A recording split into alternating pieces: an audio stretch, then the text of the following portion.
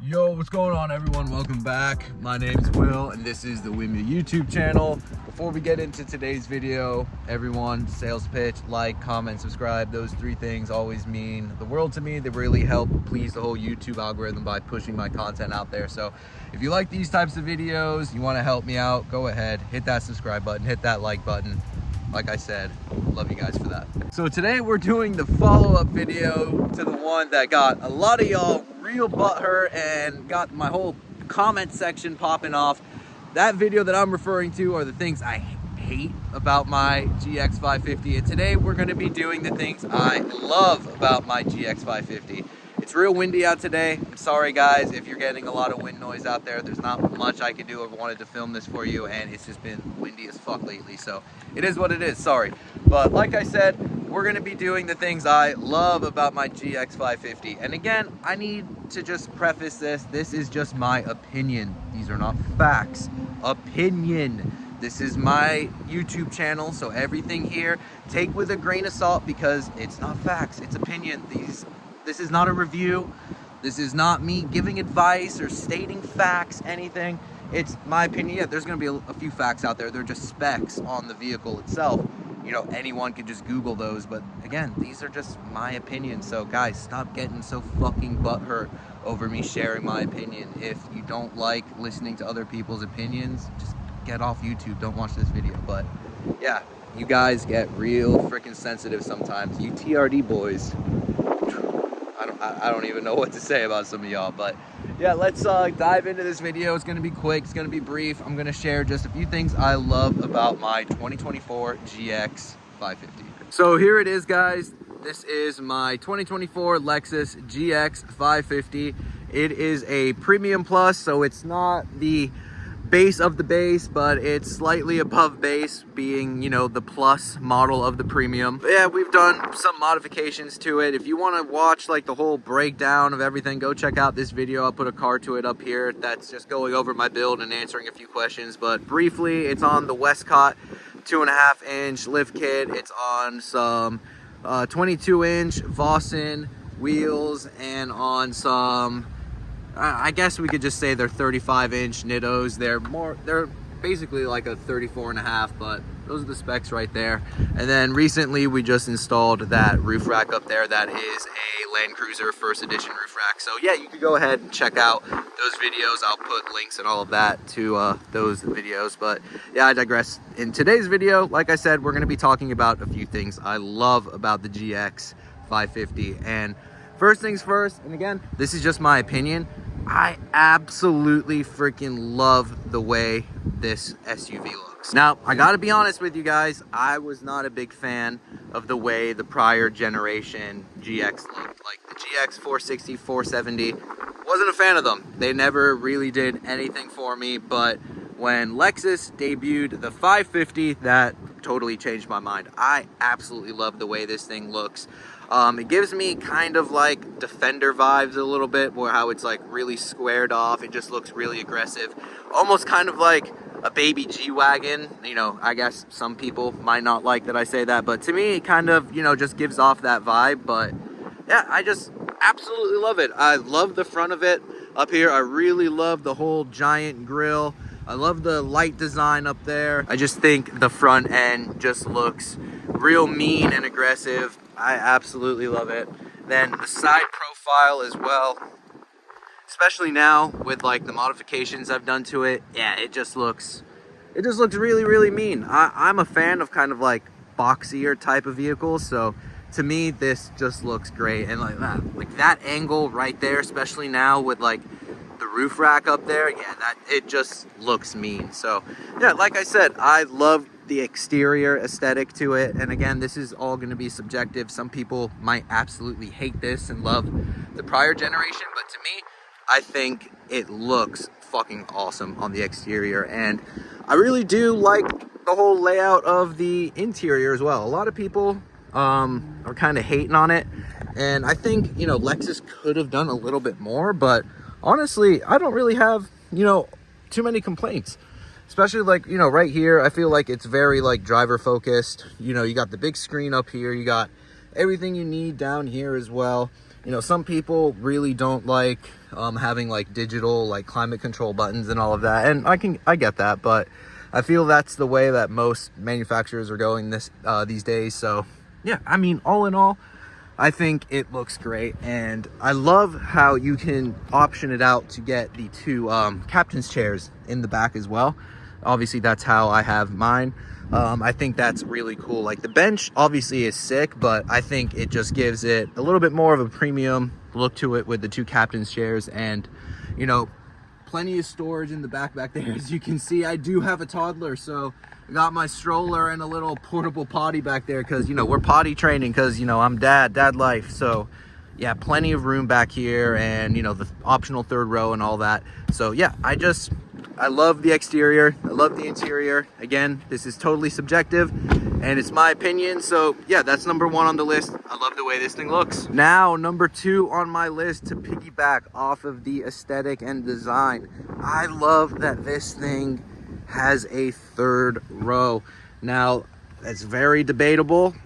Some people think it's kind of pointless, but, you know, it might be pointless to them. To me, I absolutely love the fact that I can pop these up right here and I now have a third row. And I have a third row for when I need it. When I need more storage, obviously I can fold those down like I just had them. And when I need more seats than I need storage, there you go. I now have a third row. And, you know, it seats 6 very, very comfortably. And if I had the bench, you could seat 7. So to me, I think that is just sick.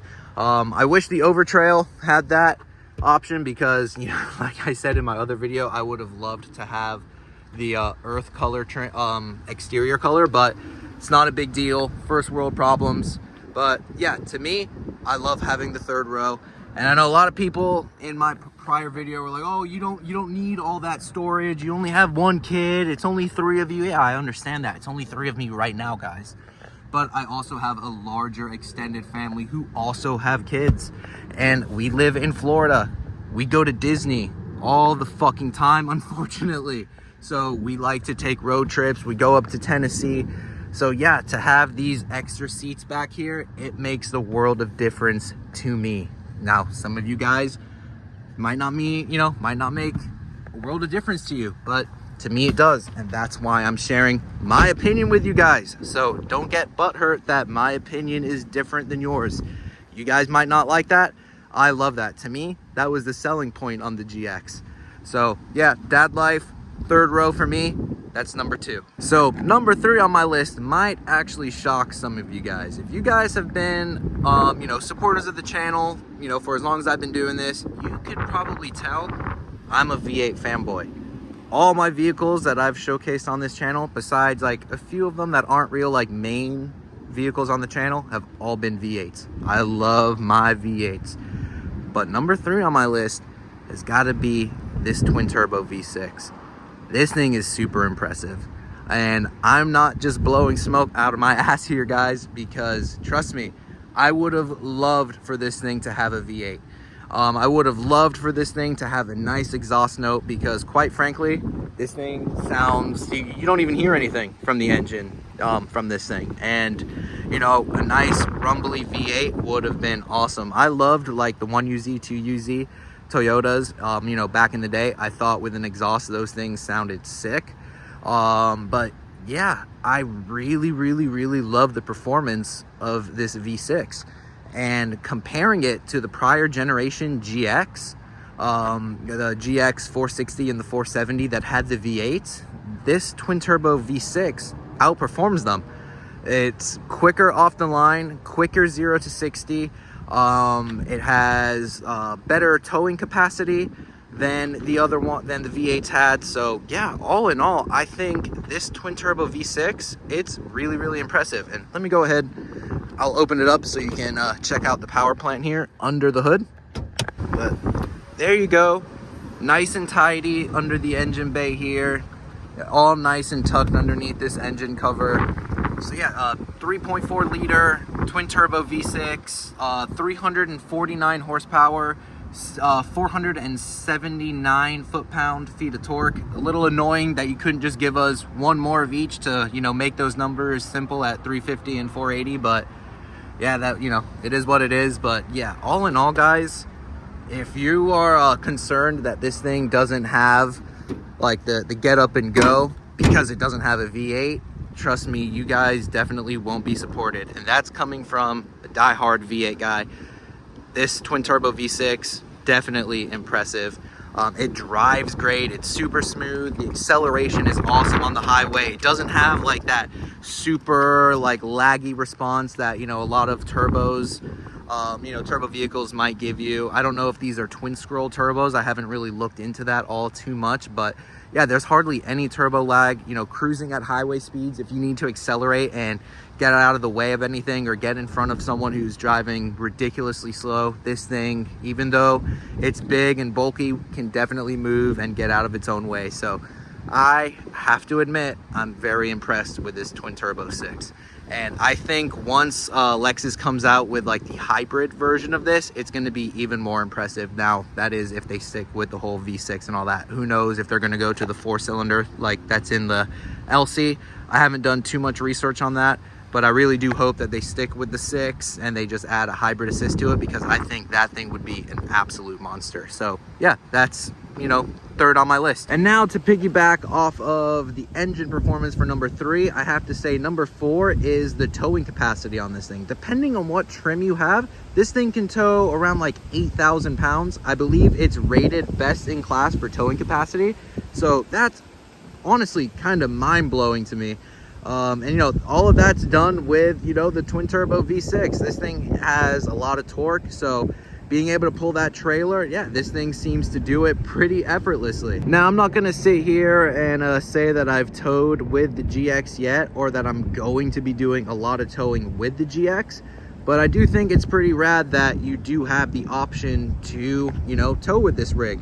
And I will be putting it to the test come February. I'm going to be hooking up a trailer with my Mustang that I'm going to be taking up to New Smyrna Beach for a car show, and to possibly get some more work done to it. So yeah, this thing is definitely going to be tested, you know, towing. And as you can see back here in this nice little hitch, there's a hitch receiver back here, and it's kind of towed away or stored away behind this nice little covered area right there. So it looks pretty premium to me. So yeah, the towing capacity on the GX, it's very impressive. And like I said, depending on like what trim model you have, kind of dictates how much you're towing. I believe the luxury has a little bit less of a towing capacity versus like the premium and the Overtrail. I'll, you know, throw the numbers on here, but like I said, it's around like that 8,000 pound mark for, you know, just on average. So to me, that's really impressive for, you know, an SUV like this. So yeah, towing capacity, although a lot of you guys might not be towing, I'm not going to be using this as a tow rig. I have a truck, but all in all, I think it's very impressive. Now for my final thing on my list, this might make some of you mad and trigger some of you, but it, you know, again, this is just my opinion, so it is what it is. But I gotta say, I personally think you get a lot for your money with these things. I think for everything that you get, the GX 550 is a pretty affordable rig. You can pick up one of these, a base model premium. I believe they start at like $65,000. And I don't want to sit here and say that $65,000 isn't a lot of money. It is a lot of money. But compared to other vehicles out there that, you know, you can kind of cross shop with this, like let's just say like a Bronco, for example. You know, the Wildtrak Bronco, I don't think is built anywhere near as quality as this thing is, and they're up in that same price range as well.